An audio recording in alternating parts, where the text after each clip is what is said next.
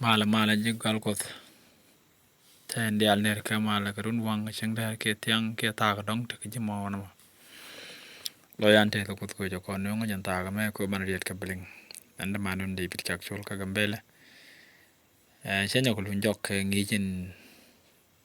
ngi jo man wel kelien lo jan te ko kon ngo jo an wel kelien re ngi ja bok sang lo men lat ka kon do vende ko ro ni go ko lu ke je ke chen ni kan turu ni men bier men go ra bana ko nyo ga nyen gwa me chang ngwan dien re ngi jo ko men wel kelien men cha gore Haman kan shaitan akan konti di allat gore jade kon kun Esther bok ni Esther shugo dok baden kelien men jalat ke Esther shugo dok bad kel chalare ka kor ngan de ti chu kwerne ashwaruch Haman gat Hamadaso ran Hegak Kabnial Shweja moy gwat lat midit milen gwat ruwe ni dial te kel ge pal ne lo le ko ne algen pin gwar mo gon chung no de kai lo ay ken no tel pek ko jine no ngi ta mo ko ne rani won kwen ne ko ngira do ko ta ko ne ja ge yir mun gwa bene ben bo gwa din kalat ken liangatin ko ne jugor tel grodi ne ba ga mat kel ge gwal me la tes ko ri kel ko chudi chu ko randit amen lo dante ko the long ko ko no re jogo ne me changen ngwan dien melat ko konten right mi chalat e Haman kene shitan mi chawa Haman kene shitan re ngi men wo konten da ko no chane to ngwan kia dong da ko no turu men da na gujbo lajen o ngi cha Haman kene shitan wo no ka tenkelo na me tak chara ko kon de ko no yuje ga Haman kene shitan kelten men bituok dong bawo bi siana kene chiang shitan chat kia dong bate ma matke lengan chalat ka bong Esther ka kwi Haman cha goron go Haman ram kel mitagor ka kuar ka midit goro da ta kroch ka goro da ta ka bom ka dilo an midit long to ta goro ka dilo an midit meni me chi kuar cha ba jamo go gwat melen kuar di an ko ken michi kon ben kwen ka men cha gor ka iskel cho ka jandar ba dak ba wal kel ko ba no wel die dien tie ga raj mi cha la ten wane ka kwi shaitan bogo ka ni Ezekiel cho ka jandar wi ba dak ba wal kel awo ka ba wel die men cha la ka ba wal kel wo ba wel die cha la ro ne cha wo ka chu ko ne rach ka chu rai ko ne ban ka we garan kadit pare ka kwi kwar dor lere je wo ne me ara kweno ko nyal we shikong anyud mitok metiang kapel karongoido ben wel jok dina jantire den ni la kakot ka chiro kum ga pam dial tindit ko dien min mel kana mitakaman mugwa kamitok kana migwir kamitach kana mariaw kamitiang kana midar kamiyan kwak pwany du dial kedap chaka realik ni me kan jini chaka bad wel diok ke wel ngwan jani chwaji le ala gang ke kwi ko binab gang ke churi chute ni wi pamda marero ke churi jal kare pam ni tindit ko dien ke churi tel bel re dom ni ku dial ni ke chenge chaka ni ji chu meni mi cha dol je ke ji amen aja me ngai ko ne cha la kwar zor kwela wo a chat ka kwi shaitan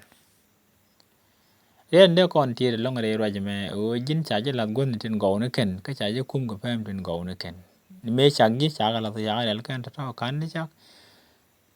ka chu tel bel me tre do ni ga ta ya cha ji ga me ni me cha der cha ban je re do Dere chaben je krei lus rei chitan ke Lucifer. Rai kon go kwide. De kon o kwen ka Isaiah ke Ishaya. Shio ka wel ngwan ko la beden wara udien. Awo ka beden wel de dien. Man jalar ke Ishaya chio wel ngwan bed wara o bed wel de. Chagor chukule pani di ni pora lu icher baga ka gat poda. Chaji yor ni pin. Jira me chidur konkan. Kachuru rai ka loy duwe en ba wanyal en ba kom kwara lat ni wi chere kwat. En ba nyur wi kwa mintanyal wi pam dola. Mintanyal pam zapa. Kabed wel ngwan dien chalare en ba wanyal pare kabara jaka chene ka kudundini jen. Bed wel de dien duno chaji nung pin ni rol joni. Shirat ni pin po. Enjana. Name rai ka kwi Lucifer me la jakin te goy mi din mi chalat mi chak point mi dani chakje. Ante name ban tango ane je kre rai ka kwi Lucifer me chalat rwani goga mi chat ka min to ka aman. Aman char jaga la gwantar mi jek ka ne kot. Tin ching rai kuma ka diena me. Lao loka je long anu deja nyod adaram kel joy mi chirong ko da nyod gore je de lot tini kot loga ne ideal ten palga kot along gore de kamne jilut la point ne me rum tini long kane shaitan ko shaitan me gore ro na long jen mi chet kana mo o de paleje chet min kon ling re tang ten pai kon ko Siang nang rawo tini lo do metken. Siang Haman kani siang shaitan metken. Shaitan lada long ko goro ko de palamo jen bene ko nungre kani ni jagate. Ko be goro be nei tin chi chong de pal no kut mo kerik tungwan. Raja me sia lad ye chu ke siang e wana jaga je. Ka me ju chu ngwan be ba da ba ba kel. Me sia nang wi pa me be. Sirai ko do gore che nyot kwero wa dial ka je mo pale en de ka kam ji kan ti dial. Ban ngay kon me chi ye chu ala ye chu be ko be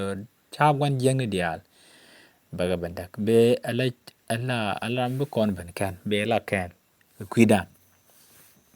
be cha balat me di long ko mu yen che top ko kuidan mu mi ji kon de long ko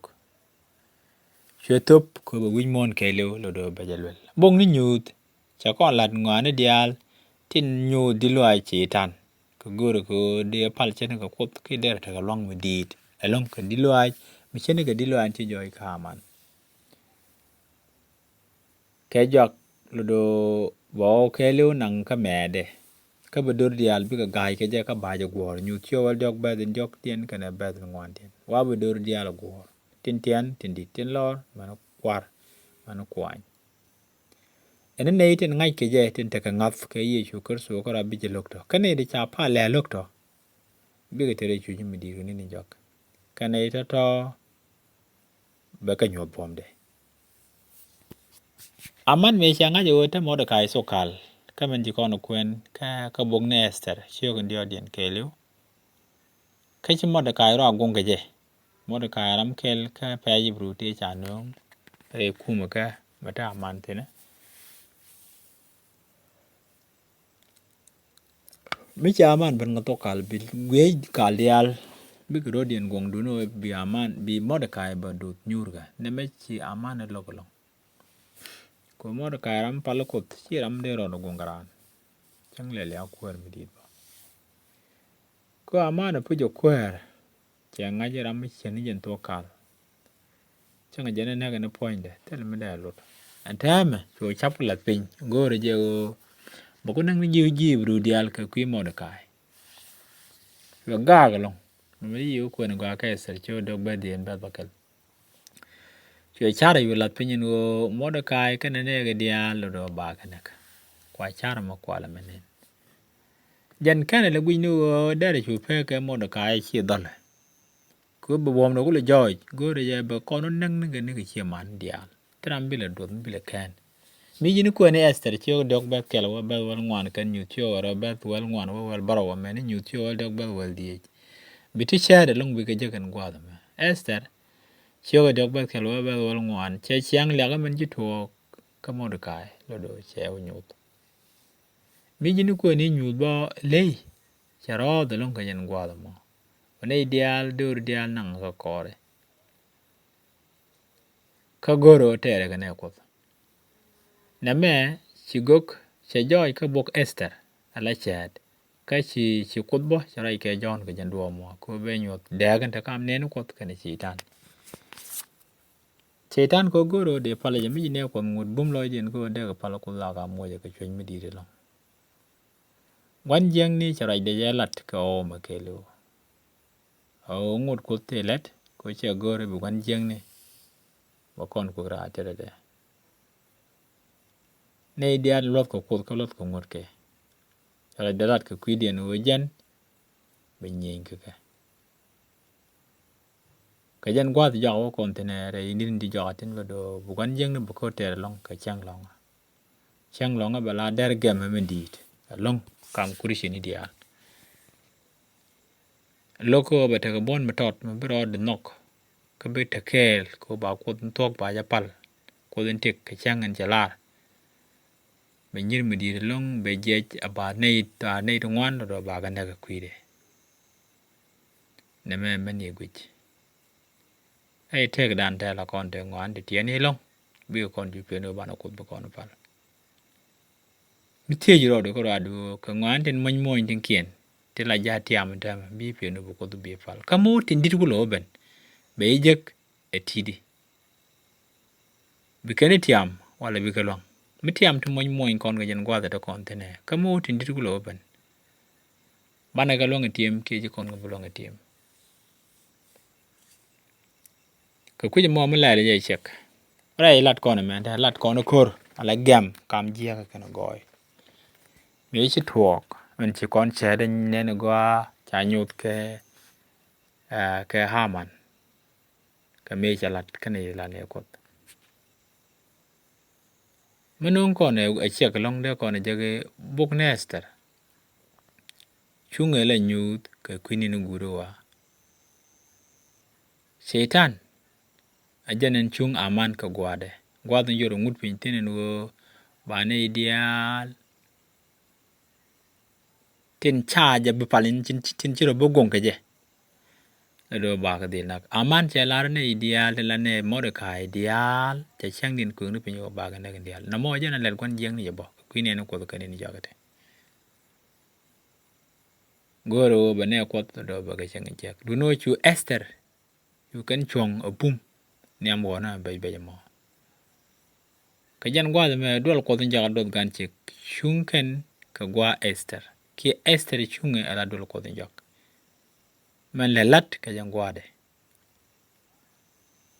ka jak lo do bu dol ko ba je ben wak ka bo ka Satan kan ne dun gor ke je ba ga dak shi dol ko cha dag bi jek ba dang ni Satan point ne me je ni chi to ka eman aman me serial ka he da lat chara ori ada ke jok long de ke lure chiang kwer no ne ideal tin chiro de ret kore chi gere ngudi ru nyago jaka kore chu ken Mordecai karade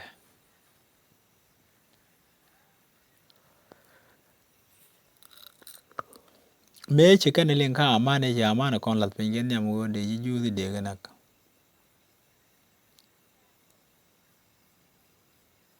chakan chiro do ri den dor chiro ri aman change lat pingen de ne ju jen change chan ne ke kana point ka gwa gure ne me lo do bi Satan be gor ba japal ka dup tu gul du politika du ngada mena du bum tu gul du no ne te bi lokto bi gelu ka nyu cho wal jok bet wal ngwan den kana wal de jen ne de bi lokto ne lo do ba kanak a chang mena ideal gor wi mon ba del te ka bon metot a chang ba ngud let ba yor pin ba wi mon ngora te ne de bi dot tala dot kan chek bi kana no bi ko nyam ka palien karame chake cái chăng e chalar a chima chang in gor che tene ide ja palga tetene akan ngor kon gade kon gelin ga jen ngije me lad no kon kor aman kana shaitan chat kan Esther kana dol ko njak do jala de kelet kanam michi ga ban dol ko bade chunga ko tok ba jalat a chang bu dol yang bu chu ku jamo chong mo kon kanen ja do da kon da ka char ngwana moy la kon tiam tama tamit tidit te ka ten te bi kon del jak so mitem kon tik dan te ko ka moy ni kin la kon tiam don ta ka mutin didu ben bi kon jak te kon de charne ko nin de kanen guda ne bu ko ke la kon palne lo ates ko nyal gan pin ko ide kel ne ka jan ta ma yal ne ga gwa dingi ku ko ndi din jak o cha ga bu tiam te moy muy ne ga ngana chof lwaj ko ba ga janga jenu le ni jire da chudi ju ko ndi amen